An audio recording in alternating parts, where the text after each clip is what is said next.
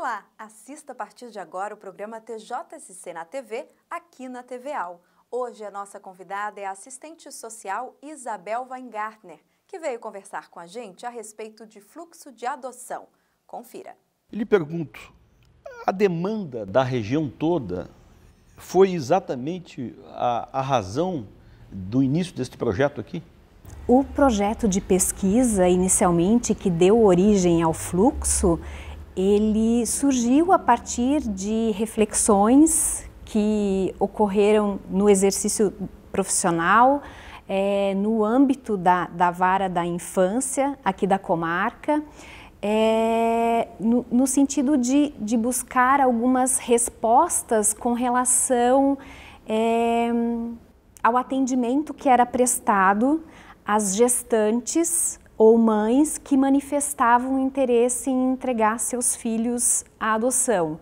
Então foram algumas situações que nós observamos durante os atendimentos que trouxeram algumas inquietações, algumas indagações com relação ao que nós poderíamos fazer para qualificar esse atendimento, para prestar um atendimento mais humanizado a essas mulheres, com o objetivo de evitar, por exemplo, adoções ilegais, o abandono de crianças em locais inadequados.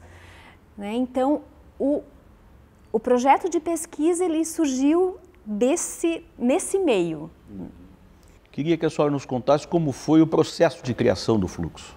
Ele foi criado em algumas etapas. Nós apresentamos um projeto de pesquisa para o Núcleo de Estudos e Pesquisas da Academia Judicial. O projeto foi aprovado e ele foi executado num período de 2 anos, de março de 2016 a março de 2018. Então, o resultado desse trabalho que foi desenvolvido durante esses 2 anos foi um artigo científico que serviu como base teórica para a criação do fluxo de atendimento. Então, nós nos utilizamos de teoria e também da nossa prática profissional para a criação desse fluxo. Já existem resultados deste processo? Não, ainda não, porque o resultado foi apresentado há menos de um mês para a Academia Judicial, encaminhamos para a Academia Judicial, encaminhamos também como proposta de implementação para o juiz responsável pela vara da infância aqui da comarca, já que o projeto nasceu aqui na comarca, e encaminhamos também para outros órgãos competentes do Tribunal de Justiça, seja a Corregedoria da Infância e Juventude, e encaminhamos também para o Conselho Nacional de Justiça. Quais os motivos que levam uma mãe a querer entregar seus filhos para adoção? Quando nós tratamos dos motivos que levam essas mulheres a buscar a justiça ou algum órgão de atendimento, como Unidade Básica de Saúde, ou então os próprios hospitais, Conselho Tutelar, quando elas buscam esses órgãos para fazer essa entrega, normalmente, quando se trata das motivações, do que as leva a entregar, a gente não pode falar num único motivo. Geralmente, pelo menos os estudiosos que tratam da temática e que nós utilizamos como referência para o nosso trabalho, eles apontam que normalmente são múltiplos fatores e que pode ser uma conjugação de fatores socioeconômicos e fatores familiares. Então, assim, um enfraquecimento da família extensa ou mesmo a ausência de família extensa, pais, avós, irmãos, tios que pudessem servir de apoio a essa mulher, ausência de companheiro, muitas vezes a questão socioeconômica também está presente, baixa escolaridade, baixa renda, situações às vezes relacionadas à moradia, Então geralmente a gente trata de uma conjugação de fatores. São vários motivos que podem desencadear nessa manifestação da entrega. Ou às vezes também o próprio desejo de não maternar essa criança, de não exercer o seu papel de mãe, né? Porque na nossa sociedade está muito enraizado na nossa cultura que a condição de mãe, do exercício da maternidade, que ela é inerente à condição de ser mulher. E na verdade não é bem assim, né? O papel que hoje nós temos de mãe é uma construção histórica. Ele foi se modificando ao longo da história, né? O papel de mãe, como ele é exercido hoje dentro da nossa sociedade, ele está muito vinculado à questão da própria Revolução Industrial, né? Na época, os homens saíram do espaço doméstico, ocuparam as indústrias e alguém tinha que cuidar dos filhos para dar sequência a um novo modelo societário, né? Então, assim, é uma construção.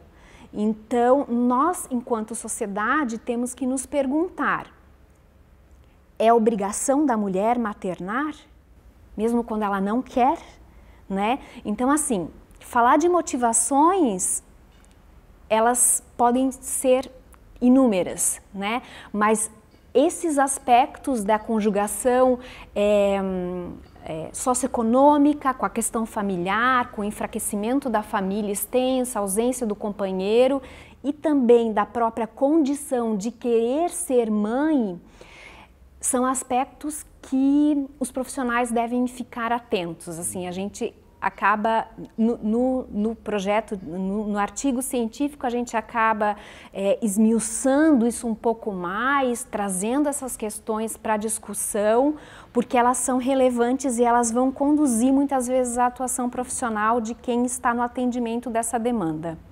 Isabel, o perfil aqui de Brusque, que é uma cidade industrial, é capaz de definir essa necessidade aqui? As mulheres são operárias também, ou seja, elas têm um papel também definido, além de serem mães.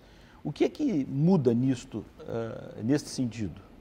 Sim, houve uma modificação do papel da mulher, né, ao longo dos últimos anos. Ela se inseriu no mercado de trabalho. Isso, de certa forma, vem redefinindo alguns papéis familiares. Hoje a gente já tem uma participação maior do pai na questão da educação, do cuidado com os filhos. E alguns anos atrás, esse papel era exclusivamente exercido pelas mulheres, né? Então, houve uma mudança, mas quando a gente fala da questão da entrega de uma criança à adoção, a gente tem que ter em mente essa questão do próprio exercício da maternidade, né? Do maternar. Gerar é diferente de maternar, né? O gerar é uma condição intrínseca, né, dos seres vivos. O maternar, que significa o cuidar, o acalentar, dar possibilidade daquele ser se desenvolver, talvez a gente não deva compreender isso como algo intrínseco à mulher, porque nem sempre vai ser. Agora eu lhe faço uma pergunta ao contrário deste fluxo. Inicialmente é procurada a mãe para ela desistir de fazer adoção, ou seja, ficar com seu filho, ser mãe, ter esta maternidade e depois ficar com a criança? Isto é também alvo do fluxo? O fluxo, ele traz várias portas de entrada. A porta de entrada pode ser a unidade básica de saúde, através do enfermeiro com quem ela tenha maior vínculo, ou então com o próprio agente comunitário de saúde. A porta de entrada pode ser o hospital, a porta de entrada pode ser o conselho tutelar, pode ser qualquer serviço da política de assistência social, CRAS, CREAS, enfim, Ministério Público. Cabe, por exemplo, a quem fizer esse primeiro atendimento, a quem receber essa demanda, fazer uma escuta qualificada dessa demanda que é apresentada por essa mulher e fazer os encaminhamentos necessários. O próprio Estatuto da Criança e do Adolescente prevê acompanhamento psicológico para essa gestante ou para essa mãe, justamente com o objetivo de minorar as consequências do estado gestacional ou puerperal, porque é uma fase bastante complicada da vida da mulher. Então, assim, os encaminhamentos podem ser dados por qualquer órgão competente que fizesse atendimento inicial, que fizesse acolhimento, né? O importante é discutir com essa mulher se ela quer receber esse atendimento, né? Então, ela pode ser encaminhada para a política de saúde, para que receba esse atendimento psicológico, para que ela possa elaborar melhor essa decisão, para que essa decisão pela entrega ou não seja uma decisão consciente e também seja feita a partir de que existem possibilidades de um atendimento em rede que possa oferecer a possibilidade de ela permanecer com essa criança se ela assim o desejar, né? Então, o serviço que receber essa demanda já pode, com essa gestante ou com essa mãe, articular esse encaminhamento de uma forma que essa decisão seja tomada conscientemente, né? E com o mínimo de informações que ela precisa para tomar essa decisão. Há casos em que as mães desistem de levarem os seus filhos à adoção, em que elas queiram ficar com os filhos, e quando elas decidem fazer isso, é entregue estrutura, é dada a condição para que ela possa ficar com seu filho? Sim, ela pode, por exemplo, quando ela manifestar a intenção de entregar o seu filho para adoção, o serviço que realizar esse atendimento, essa escuta, vai fazer o encaminhamento para as políticas de assistência social e saúde, está previsto isso no nosso fluxo, e também vai fazer o encaminhamento dela para a Justiça da Infância e Juventude, em atenção ao que está disposto no próprio Estatuto da Criança e do Adolescente, que elas devem ser encaminhadas para a Justiça da Infância e Juventude. Então, ela vai ser... No fluxo está previsto esse acompanhamento justamente para que ela possa elaborar melhor essa decisão. Ela pode desistir dessa entrega durante esse acompanhamento, né?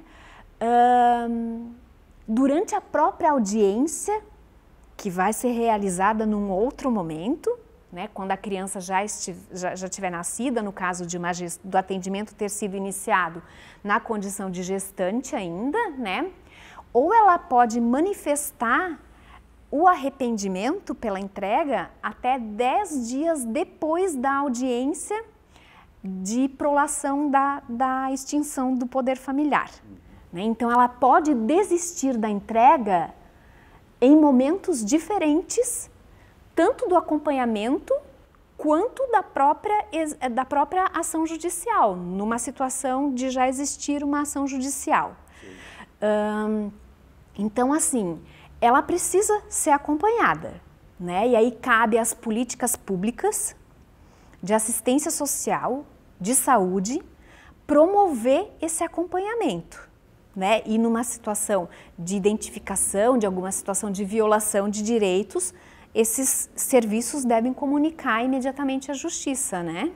Finalmente, Isabel, essas mães que doam seus filhos lá no final, já doados, essas mães são acompanhadas, ou seja, o fluxo acompanha durante, mas depois da adoção feita pelas mães, elas têm este acompanhamento também?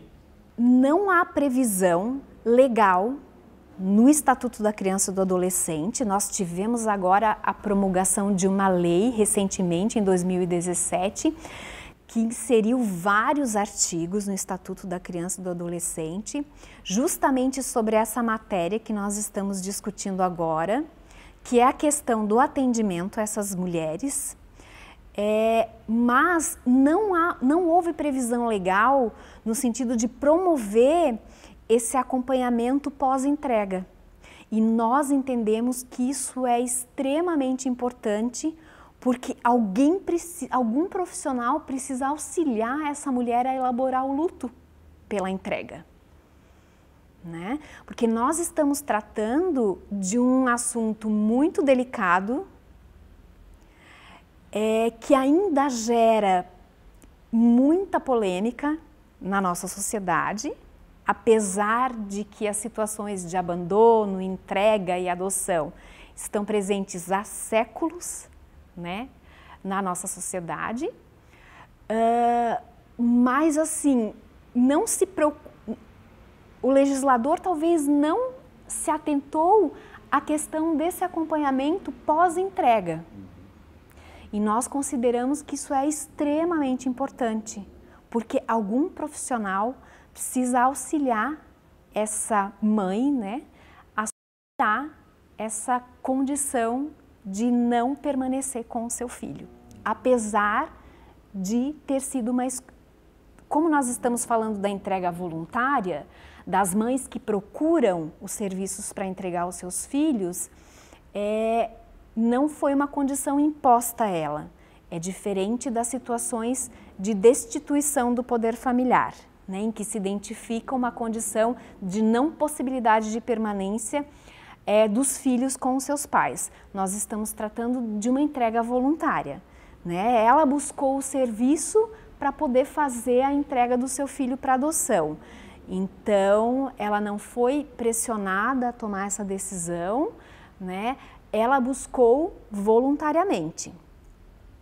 Mas, mesmo assim, nós entendemos que ela precisa de auxílio num momento bastante crítico da vida dela, que implicou numa não permanência com o seu filho.